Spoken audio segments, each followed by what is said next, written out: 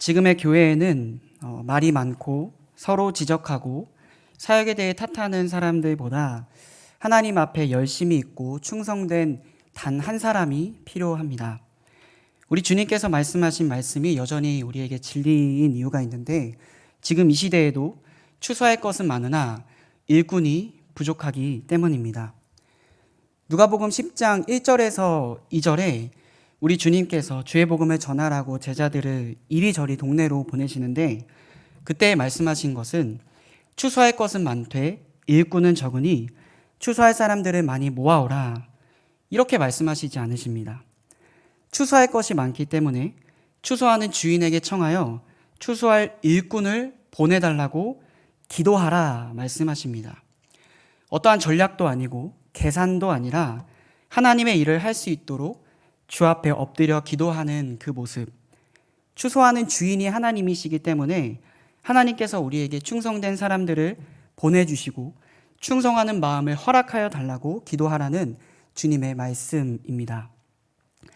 그러므로 우리에게 오늘도 필요한 것은 충성되지 못하고 도덕적으로 또 영적으로 타락한 한국교회에 대해 한탄하고 낙심하고 비판하는 것이 아니라 우리 안에 충성된 사람들을 보내주시고 우리 안에 충성된 마음을 주시도록 주님 앞에 간절히 구하는 것입니다.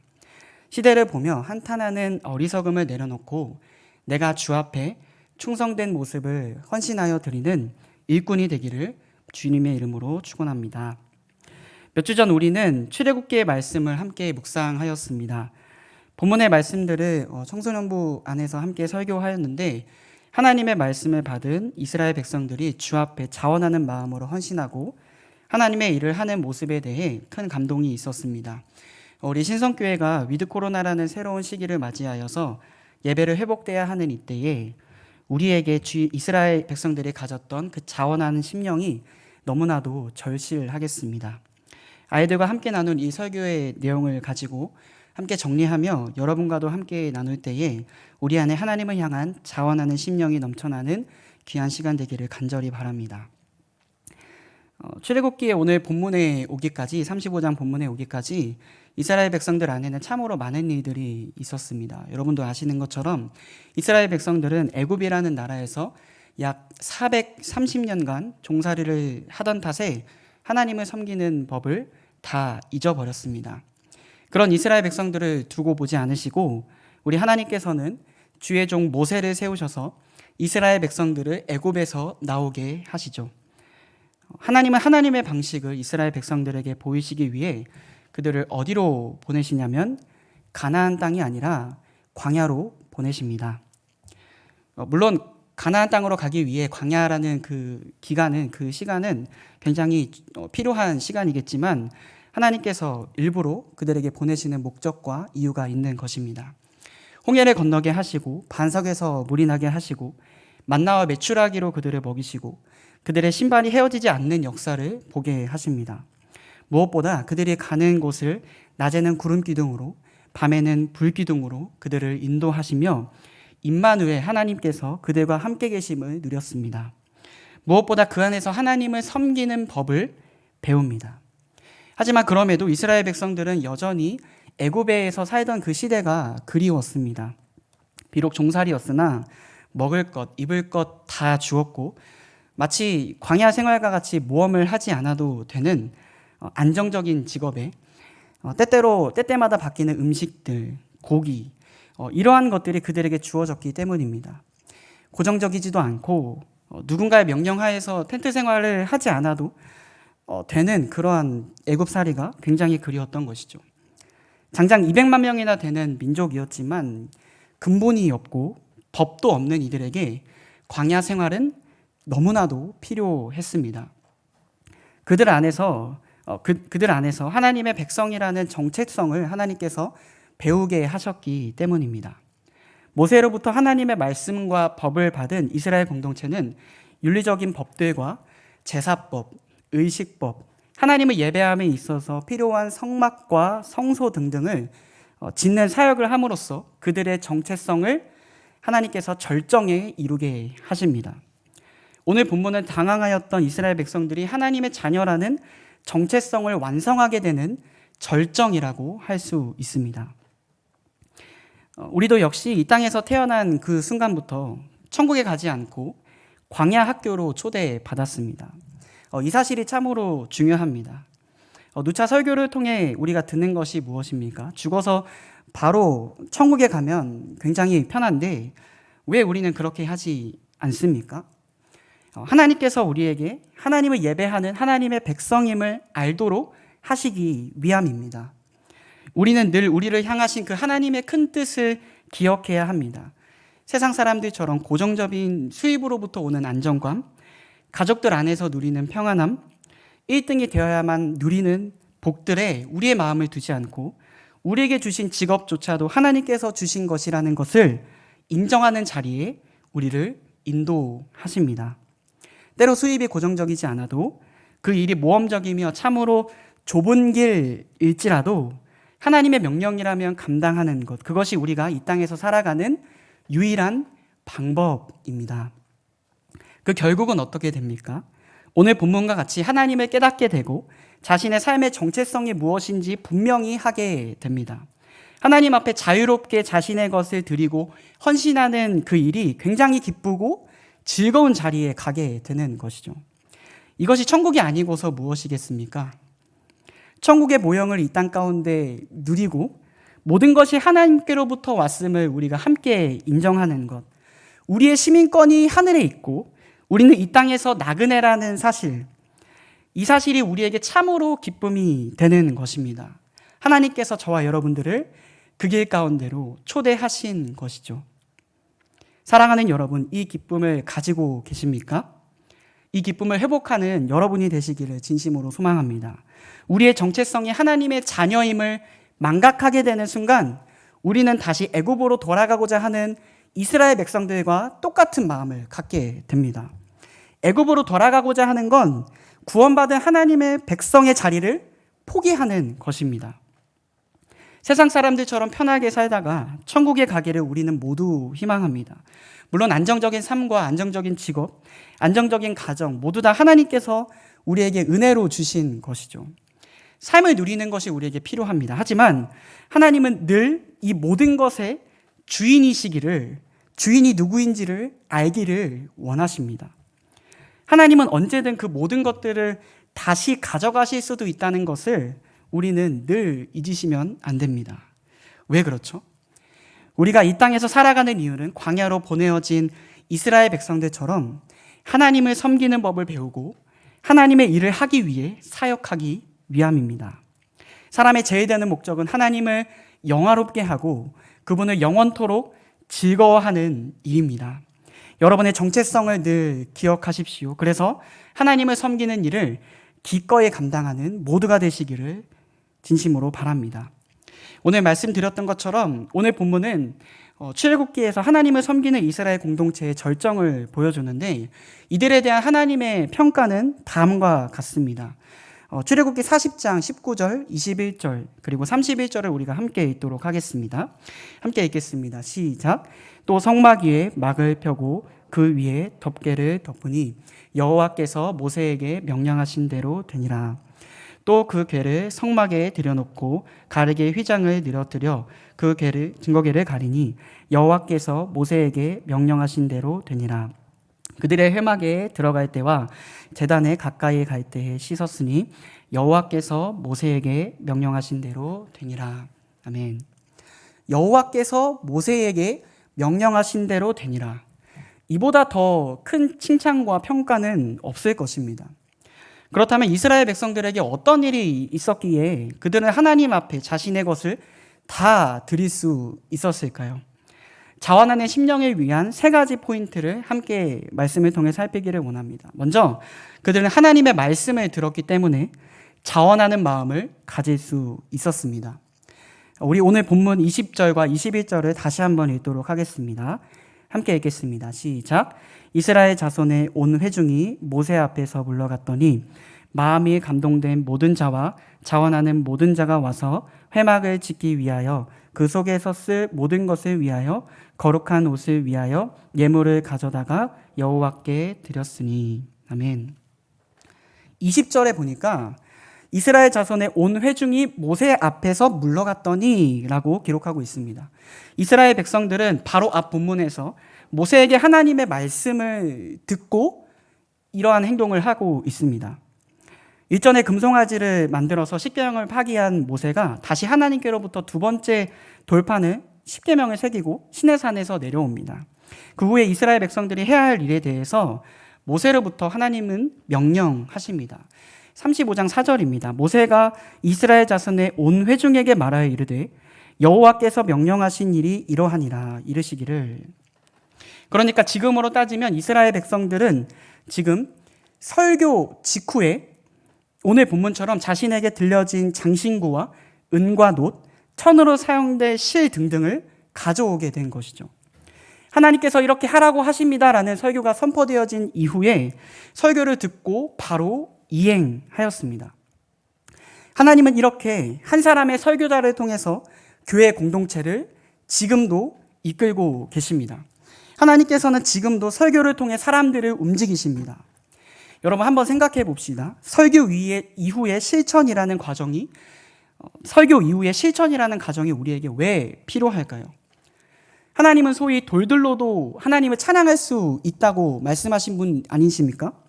그런데 하지만 하나님께서는 주의 사역을 이렇게 감당하시기를 기뻐하십니다. 하나님의 말씀을 잘 전달한 사역자를 통해 말씀이 선포되어지고 이를 듣는 회중은 아멘으로 화답하여 주의 말씀을 삶 속에서 실천하는 것. 이것이 참으로 성경의 원리이고 오늘 우리에게 반드시 필요한 일이겠습니다. 예배 중 설교는 여러분 퍼포먼스가 절대로 아닙니다. 세상의 강연들처럼 듣고 마는 교양 양식은 또한 절대로 아닙니다. 말씀이 잘 풀어진 설교는 하나님의 말씀과 다름없습니다. 설교자들은 이를 위해 아주 부단히 노력합니다. 왜냐하면 갈라디아서의 말씀대로 설교자들이 다른 복음을 전하면 저주를 받기 때문입니다. 회중이 하나님의 말씀을 잘 듣도록 전달하는 설교자는 말 그대로 하나님의 말씀의 전달자가 되어야 합니다. 그래서 디모데후서는 하나님의 말씀인 성경과 설교를 다른 단어로 기록하고 있습니다. 제가 읽겠습니다. 또 어려서부터 성경을 알았나니 성경은 능히 너로 하여금 그리스도 예수 안에 있는 믿음으로 말미암아 구원에 이르는 지혜가 있게 하느니라. 디모데후서 4장 1절에서 2절입니다. 하나님 앞과 살아있는 자와 죽은 자를 심판하실 그리스도 예수 앞에 그가 나타나실 것과 그의 나라를 두고 엄히 명하노니 너는 말씀을 전파하라. 때를 얻든지 못 얻든지 항상 힘쓰라. 범사의 오래 참음과 가르침으로 경책하며 경계하며 권하라. 성경과 말씀이 다른 단어입니다. 성경은 우리가 잘 아는 것처럼 하나님의 말씀인 성경입니다. 하나님의 감동으로 되어진 66권의 성경이죠. 그러나 말씀은 설교입니다. 다른 말로 복음 전달이라고 할 수 있겠습니다. 하나님은 지금도 다시 한번 지금도 설교자의 설교를 통해서 많은 사람들을 가르치시고 경책하시고 질책하시고 권하십니다. 사랑하는 여러분, 설교자의 설교를 들으실 때 늘 저 말씀이 그러한가 상고하면서 비판하는 그 사도행전들의 태도도 굉장히 우리에게 중요합니다. 그렇지만 성경에서 찔림이 되거나 성경에 비추어서 하나님의 뜻이 아니라고 말하는 부분이 아주 분명하게 있고 핑계할 만한 것이 없다면 하나님의 말씀으로 들으시기를 바랍니다. 설교자는 지금도 이 일을 위해서 하나님의 말씀을 전합니다. 하나님은 지금도 이 설교를 통해서 일하고 계심을 굳게 믿습니다. 참으로 부족한 입술을 통해 전해지는 이 메시지가 누군가를 살리게 되는 그 일을 바라보면서 말입니다. 우리가 어떻게 자원하는 마음을 갖습니까? 예배 자리에 있게 될 때, 특별히 설교를 들을 때에 자원하는 심령을 갖게 됩니다. 성경에서 나타난 이스라엘 백성들의 패턴이 모두 다 그랬습니다. 열왕기하에 나오는 요시야 왕의 교회개혁 사건도 생각해보면 그렇습니다. 어둠 속에 갇혀져 있던 율법책을 발견하고서 모든 이스라엘 백성들이 주 앞에 예배를 회복하게 되고 유월절을 회복하고 자신의 삶을 주님께 드리지 않았습니까? 또 에스라 느헤미야서에 에스라 선지자도 하나님의 말씀을 그들 가운데 낭독하고 듣게 하여서 느헤미야와 함께 성벽 재건에 힘쓴 것 아니겠습니까? 모든 시작은 하나님의 말씀에서부터입니다. 이것에서 벗어난 삶을 살게 되면 그 누구도 하나님 앞에 자신의 인생을 드릴 수 없습니다. 어떤 사람은 이 과정을 전혀 무시하고 그냥 하나님께서 하시면 되는 것 아니냐라고 반문하는 분이 계실지 모르겠습니다. 하지만 로마서 10장 17절은 단언해서 이렇게 이야기합니다. 그러므로 믿음은 들음에서 나고 들음은 그리스도의 말씀으로 말미암았느니라. 아멘. 여러분, 말씀을 들으셔야 합니다. 들어야 믿음이 생깁니다. 도깨기 방망이처럼 어느 순간 뚝딱 믿음이 생기는 일은 하나님께서 세우신 법칙이 아닙니다. 말씀을 읽고 들으셔야 합니다. 더욱이 삶 속에서 살아가시다가 마치 목마른 사슴이 시냇물을 찾기에 갈급한 같이 매일같이 설교 시간이 기다려지는 모습이 우리 신성교회 공동체에게 꼭 필요하겠습니다. 예배가 기다려지시는 여러분이 되시기를 바랍니다. 어떻게든 예배 자리에 있으셔야 합니다. 말씀을 들어야 우리 마음 가운데 자원하는 심령이 생기게 됩니다.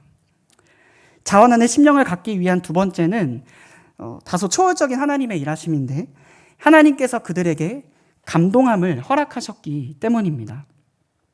우리 21절의 말씀을 다시 한번 읽어볼까요? 함께 읽겠습니다. 시작.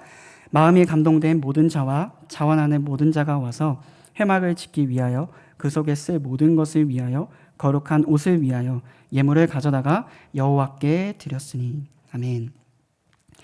이 본문에서 마음이 감동된 이라는 비슷한 단어가 곳곳에 많이 등장합니다. 22절에도 마음에 원하는, 또 25절에도 마음에 슬기로운, 29절에도 마음에 자원하는 이런 표현이 등장하는데 특별히 21절에 표현된 마음에 감동된 이라는 단어를 좀 더 자세히 원어로 들여다보면 마음이 들려 올려지다, 마음이 요동하다 이런 표현으로 쓰이게 됩니다. 마음이 어디로 들려질까 묵상하다가 번역자가 감동된 이라고 표현한 데는 이유가 있겠구나 싶었습니다. 이스라엘 백성들의 마음이 말 그대로 정말 움직인 것입니다. 요동한 것이죠. 25절에 마음이 슬기로운 이라고 번역된 이 단어도 마음이 숙련된, 훈련된 이렇게도 번역을 할 수 있는데 출애굽기 전반에 걸쳐서 하나님의 영이 그들에게 충만하게 임했으니 이때야말로 하나님께서 그들의 마음을 움직이시고 그들이 행할 일을 하도록 하신 것입니다. 여러분, 설교자가 아무리 설교를 전해도 사람의 마음을 움직이는 것은 우리의 기대 밖의 일입니다. 그래서 설교자들은 심는 이이고 물 주는 이이지만 잘하게 하시는 이는 하나님인 것입니다. 우리의 예상 밖의 일입니다. 서두에 나눈 누가복음 10장 1절에서 2절의 말씀에도 충성된 자를 보내주소서라고 기도하라 예수님께서 제자들에게 말씀하십니다. 충성된 자를 보내주소서라고 이렇게 말씀하시는데 복음을 전하는 자들에게 충성된 자를 보내주소서라고 기도하라 말씀하시는 것은 사실은 잘 이해가 되지 않는 부분입니다. 왜냐하면 복음을 전할 때에 그들의 마음에 감동이 되도록 기도하라, 사실 이게 좀 더 맞는 것 같은데 예수님은 추수하는 주인이 따로 있음을 말씀하시고 충성된 자를 보내주소서라고 기도하라고 말씀하고 있기 때문입니다. 로마서 14장에는 믿음의 분량에 대해서 이렇게 이야기합니다. 믿음이 연약한 자를 너희가 받되 그의 의견을 비판하지 말라. 믿음이 강한 사람도 교회 안에 있고 믿음이 연약한 사람도 역시 교회 안에 있습니다. 분명 교회 안에는 충성된 사람들도 있고 충성되지 못한 사람도 있습니다. 이는 분명히 하나님께서 주신 믿음의 분량입니다. 하나님 앞에 충성된 마음은 정말로 특별한 마음입니다. 빌립보서 2장 13절은 이렇게 이야기하고 있습니다. 너희 안에서 행하시는 이는 하나님이시니 자기의 기쁘신 뜻을 위하여 너희에게 소원을 두고 행하게 하시나니. 아멘. 우리 청소년부 아이들에게 이 비전에 대해서 고민할 때 저는 종종 너가 하고 싶은 걸 해라 이렇게 권면합니다. 맞습니다. 하나님께서는 우리 안에 소원함을 두셔서 무슨 일이든 행하게 하십니다. 그 일을 위해서 우리에게 재능도 주시고 또 여러 가지 소유들도 허락하시는 것입니다. 그래서 오늘 본문처럼 목걸이, 팔찌, 귀고리, 청색, 자색, 홍색 실을 먼저 주셔서 목걸이도 내놓고 팔찌와 귀고리도 내놓고 청색, 자색, 홍색 실도 하나님을 위해 내놓을 수 있게 하십니다. 너가 가지고 있는 게 뭔지 그리고 무엇을 하며 이 땅에서 살고 싶은지를 아이들에게 권면한 이후에, 그렇지만 그럼에도 하나님께서 그 친구들의 마음에 소원함을 두신 목적이 자기의 기쁘신 뜻을 위하여, 하나님의 기쁘신 뜻을 위하여이기 때문에 진로를 고민하는 친구에게 너가 하고 싶은 일을 해 라고 권면하면서도 그 뒤에 제가 뭐라고 덧붙이냐면, 그럼에도 그 일이 하나님이 기뻐하시는 일인지 점검해 봐라 라고 권면합니다. 그렇다면 이러한 질문을 할 수 있겠습니다. 아니, 하나님께서 마음을 주시지 않는데 어떻게 교회를 할 수 있습니까? 하지만 여러분, 내 안에 하나님께서 자원하는 마음을 안 주셨다고 해서 우리가 게으른 삶을 살아갈 수 있습니까? 아니요, 절대 그럴 수 없습니다. 하나님의 뜻을 알았다면 이행해야 합니다. 그 마음을 이미 가진 여러분에게 하나님은 이미 말씀하시고 마음을, 감동을 허락하고 계시기 때문입니다. 하나님을 위해, 하나님을 가장 기쁘시게 할 만한 일을 우리는 늘 해야 합니다. 이 일을 핑계할 수 없는 이유가 성경에 나와 있습니다. 성경은 먼저 된 자가 나중되고 나중된 자가 먼저 된다 말하고 있기 때문입니다. 이는 믿음의 영역입니다. 믿음 없음을 용서하시고 믿음을 구하라고 성경이 말하고 있습니다. 찔림이 없는 사람에게는 이러한 기회조차 주어지지 않지만 지금 이 자리에 있는 우리에게는 하나님의 말씀을 들을 기회가 주어진 것 아니겠습니까?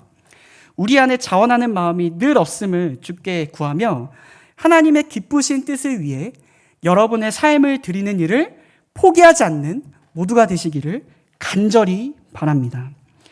마지막으로 우리가 자원하는 마음을 갖기 위해서 바로 함께 한 공동체로 있어야 합니다. 우리 29절의 말씀을 함께 읽어보도록 하겠습니다. 함께 읽겠습니다. 시작. 마음에 자원하는 남녀는 누구나 여호와께서 모세의 손을 빌어 명령하신 모든 것을 만들기 위하여 물품을 드렸으니 이것이 이스라엘 자손이 여호와께 자원하여 드릴 예물이니라. 아멘. 부흥이라는 것은 한 개인의 변화라고 말할 수는 없습니다. 부흥은 공동체적이고 함께 변화가 되는 것입니다. 모세의 대척점에 있던 사람은 이스라엘 백성들이었습니다.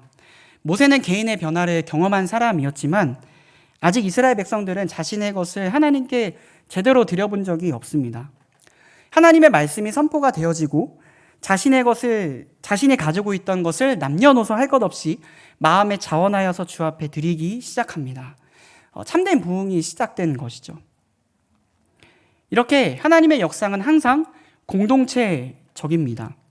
모세 개인을 먼저 부르시는 이유도 이스라엘 공동체를 섬기기 위해서 부르시는 것입니다. 예수 그리스도의 죽으심도 모든 믿는 자들에게 구원함이 되었던 것처럼 말입니다. 우리가 오늘도 함께 해야 하는 이유는 함께 주께 향하는 자원하는 마음을 함께 갖고 누리기 위해서입니다. 그래서 성도의 교제는 매우 중요합니다. 본문에 마음에 감동된 사람들이 하나둘씩 자신의 것을 내어놓기 시작하자 주변에 있던 자원하는 사람들이 그 일을 더 하게 되는 것을 쉽게 하는 것을 우리가 봅니다. 공동체가 함께 있어야 하나님을 섬기는 법을 경험을 통해 배우게 되는 것이죠. 그래서 하나님께서 최초의 교육기관으로 가정을 두신 이유가 분명합니다. 아이들은 부모님을 보고 자라게 됩니다. 그래서 그들이 하고자 하는 일을 모두 하게 되죠. 교회도 마찬가지입니다. 교회 안에서 신기한 현상들이 있는데 청년들이 하고 있는 일을 우리 청소년부 아이들이 꼭 하고 싶어 합니다. 그래서 청년들이 단기 선교를 가게 되면 청소년 아이들도 가고 싶어 하죠. 교회의 이런 분위기가 각 개인의 신앙의 분위기로 자라게 되고 서로를 보며 도전을 받게 됩니다. 그렇다면 여러분, 신앙을 굳건히 지키고 자원하는 사람들이 교회 안에 많아졌다고 생각해 봅시다. 그러면 너도 나도 주를 섬기겠다고 하는 사람들이 더욱더 늘어나게 되는 것입니다. 이건 다음 세대, 윗세대 이런 개념이 아니라 우리가 먼저 하면 됩니다. 우리가 먼저 모범을 보이면 됩니다. 우리가 먼저 예배하면 아이들이 예배에 나옵니다. 우리가 기도하면 아이들도 기도합니다. 우리가 헌금하면 아이들도 헌금합니다. 우리가 헌신하면 아이들도 헌신합니다. 전도서 4장 11절과 12절은 이렇게 이야기합니다. 우리 함께 읽어볼까요? 시작. 또 두 사람이 함께 누우면 따뜻하거니와 한 사람이면 어찌 따뜻하랴. 한 사람이면 패하겠거니와 두 사람이면 맞설 수 있나니 세 겹줄은 쉽게 끊어지지 아니하느니라. 아멘. 여러분, 한 사람이면 뭐라고 이야기하시나요? 패하겠거니와. 한 사람이면 집니다. 최근 온라인 예배가 점차 늘어나면서 집에서 신앙을 지키려는 사람이 참 많아지고 있습니다. 이는 가히 정말 아주 잘못된 일입니다. 아무리 강조해도 지나지 않습니다. 혼자 신앙생활을 하면 집니다. 잘하는 것처럼 보여도 그것은 이미 사단에게 진 것입니다. 히브리서 말씀도 그렇습니다. 모이기를 패하는 습관을 들이면 공동체의 방향과 교회가 가지고 있는 그리스도인의 사명 모두 다 잊어버립니다. 교회는 늘 함께여야만 하고 계속해서 함께였습니다. 교회는 위드 코로나를 준비하고 있습니다. 이런 때에도 물론 조심하여서 예배해야겠지만 코로나가 다 끝나고 지나도 이제 집에서 온라인으로만 예배하고 온라인으로만 하는 교회를 찾겠다. 죽어도 이제 교회 안 나가겠다. 이런 성도님들이 계시면 절대로 안 됩니다. 이는 사람의 말이 아니고 하나님의 명령입니다. 교회가 추구하는 방향에 적극적으로 동참해 주시기를 바랍니다. 이상의 세 가지를 함께 나눴습니다. 자원하는 심령을 갖기 위해 되짚어 볼 것 세 가지. 첫째로 하나님의 말씀을 듣는가입니다. 내 안에 자원하는 마음이 조금도 없다면 내가 얼마나 하나님의 말씀을 듣기 위해 얼마나 많은 시간을 쓰고 있는지를 돌아봐야 합니다. 그 마음과 설교를 듣고자 하는 마음은 비례할 것입니다. 둘째로 자원하는 마음을 가지려는가입니다. 자원하는 마음은 주님께서 허락하시지만 피하려고 하고 마주하지 않으려고 하는 마음을 갖기 시작하면 이미 하나님께서 여러분 안에 자원하는 마음을 주시기로 마음을 주고 계신 것입니다. 세 번째로 공동체와 늘 함께 하려는가입니다. 위드 코로나가 되고 코로나 시기가 완전히 지나도 온라인으로 예배할래, 이러한 마음은 우리 안에서 사라져야 합니다. 이것은 하나님의 말씀이라고 말씀드렸습니다. 이상한 세 가지를 우리는 늘 기억해야 합니다. 이스라엘 백성들이 이렇게 자원하는 마음을 갖고 성막을 짓고 하나님의 말씀대로 행하는 삶을 살았습니다. 우리는 자원하는 마음을 갖고 이제 무엇을 해야 할까요? 결론적으로 우리의 성전이 되신 그리스도를 온전히 드러내는 일을 회복해야 합니다. 그것은 예배로 나타납니다. 설교를 듣는 이유도, 하나님의 말씀에 감동을 받는 이유도, 공동체로 함께 모이려는 이유도 다 무엇을 위한 일이겠습니까? 이 모든 일은 다 우리 주님을 더욱더 드러내기 위한 일임을 오늘 성경이 우리에게 증거합니다. 출애굽기의 마지막인 40장을 함께 살펴보도록 하겠습니다. 40장 제 마지막 부분에 이제 이스라엘 백성들이 하나님께로부터 모든 명령을 이행하고 성막을 위해 만든 모든 물건들을 성막 안으로 들여놓습니다. 모든 일을 완성한 그때에 어떤 일이 일어납니까? 40장 34절부터 38절까지입니다. 구름이 회막에 덮이고 여호와의 영광이 성막에 충만하며 모세가 회막에 들어갈 수 없었으니 이는 구름이 회막에 덮이고 여호와의 영광이 성막에 충만함이었으며 구름이 성막 위에서 떠오를 때에는 이스라엘 자손이 그 모든 행진하는 길에 앞으로 나아갔고 구름이 떠오르지 않을 때는 떠오르는 날까지 나아가지 아니하였으며 낮에는 여호와의 구름이 성막 위에 있고 밤에는 불이 그 구름 가운데 있음을 이스라엘의 온 족속이 그 모든 행진하는 길에서 그들의 눈으로 보았더라. 아멘. 하나님께서 이스라엘 백성들이 만든 그 성막에 충만하게 임하셔서 그들의 진영 가장 가운데서 하나님의 함께 하심을 보이십니다. 출애굽한 이스라엘 백성들의 사역의 마침표는 하나님을 예배하는 장소를 만드는 일이었고 그곳에서 그들이 하나님의 백성임을 확인하고 하나님의 임재를 경험하게 됩니다. 여러분, 모세를 생각해봐도 시내산으로 모세만 올라갔었고 그리고 하나님께로부터 그 모든 일들이 사실 막혀 있었는데 이것이 완성이 된 것이죠. 성막은 성전으로 바뀌어지고 성전은 예수 그리스도를 가리킵니다. 요한복음 2장 19절에서 21절이 이것을 증거하는데요. 예수께서 성전 안에 제사를 드리기 위해서 시장을 연 그들을 향해서 채찍질을 하시고 노하시며 이 성전을 헐라고 말씀하십니다. 이때 사도 요한이 이를 가리켜 성전된 자기 육체를 가리켜 말씀하신 것이다, 이렇게 설명합니다. 그러므로 성전은 예수 그리스도를 가리킵니다. 출애굽한 이스라엘 백성들은 예수 그리스도를 모형적으로 함께 누렸습니다. 그리스도를 가장 중심에 둔 것이죠. 그러므로 성전이 이스라엘 가장 가운데 있고 모든 이들이 주의 임재를 누리게 됩니다. 임마누엘, 우리와 함께 하시는 주의 은혜를 모든 사람들이 누리게 되는 것이죠. 갈라디아서 6장 2절입니다. 우리 함께 읽어보도록 하겠습니다. 시작. 너희가 짐을 서로 지라 그리하여 그리스도의 법을 성취하라. 아멘. 교회가 나아가야 할 방향은 바로 이것입니다. 교회 성도 모두는 일주일의 삶을 통해서 하나님의 백성임을 확인하고 주일에 다시 모여서 주의 임재를 갈망하고 예수를 드러내기 위해 부름을 받았습니다.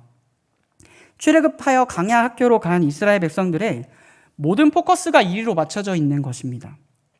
자원하는 마음으로 자신들의 것을 드린 이스라엘 백성들에게 하나님의 임재가 가득히 넘치는 일이 일어난 것이죠. 여러분, 우리가 왜 모여야 할까요? 서로 모여 교제하고 예배하며 그리스도의 은혜를 더욱 드러내기 위해 모여야 합니다.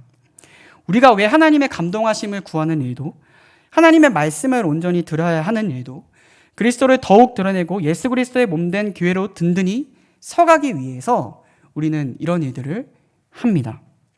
그러한 자들이 함께 모여서 예배할 때 하나님의 영이 충만해지는 주의 임재를 누릴 수 있습니다. 하나님께서 우리 가운데 계셔서 주께 나아가는 은혜를 누릴 수 있게 되고 하나님의 영이 머무는 교회 공동체로 자라갈 수 있게 하시는 것입니다. 여러분, 신성교회 예배당은 교회 그 자체는 아닙니다.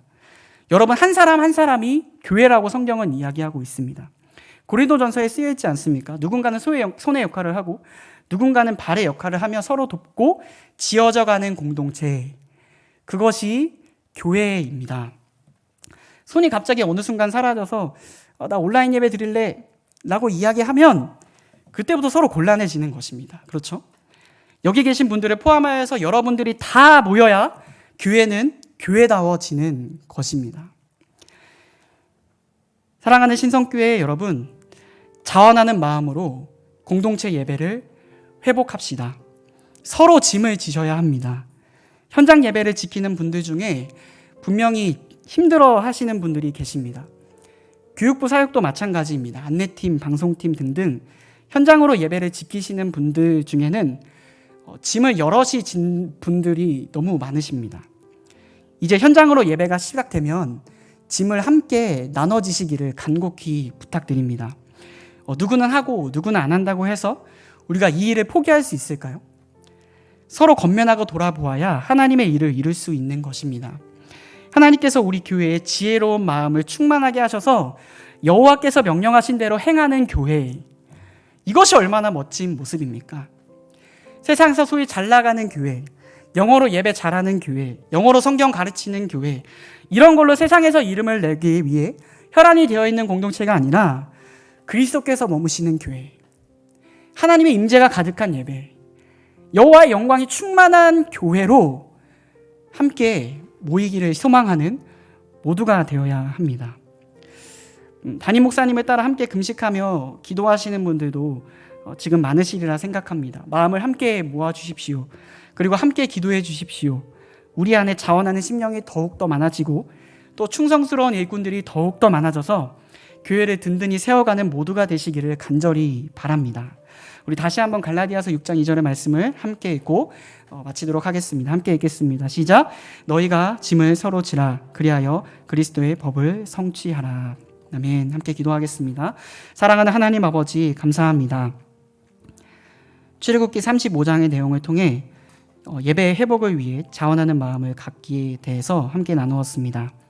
하나님의 말씀을 들음으로 하나님께서 자원하는 마음을 허락하심으로 그리고 한 공동체로 함께함으로 자원하는 마음은 생겨납니다. 주님, 우리 안에 이러한 역사들이 더욱 많아지게 하소서. 주를 섬김에 있어서 적게 내거나 인색하거나 억지로 내거나 비교하지 않게 하시고 시간과 물질을 구별하는 모두가 되도록 인도하여 주시옵소서. 이제 교회는 위드 코로나를 준비하며 현장으로 복귀를 꿈꾸고 있습니다. 주님, 이 또한 하나님의 영역임을 우리가 늘 겸손히 고백합니다. 우리가 더욱 이 은혜를 구합니다. 하소키 모든 이들이 예배당으로 복귀하여 서로 교제하게 하시고 이 일을 자원하는 마음으로 하도록 인도하여 주시옵소서. 우리가 짐을 서로 지며 그리스도의 법을 성취하는 일을 기꺼이 감당하도록 하소서. 사역을 함에 있어서 모두가 모범이 되도록 힘쓰게 하시고 비난의 대상이 있을 때 나 자신을 먼저 살피게 하시고 다른 사람에게 한없는 관용과 겉면을 베풀어서 현장으로 예배로 복귀하는 일을 모두 다 즐거이 감당하도록 주님 인도하여 주시옵소서. 감사드리며 예수님의 이름으로 기도합니다. 아멘.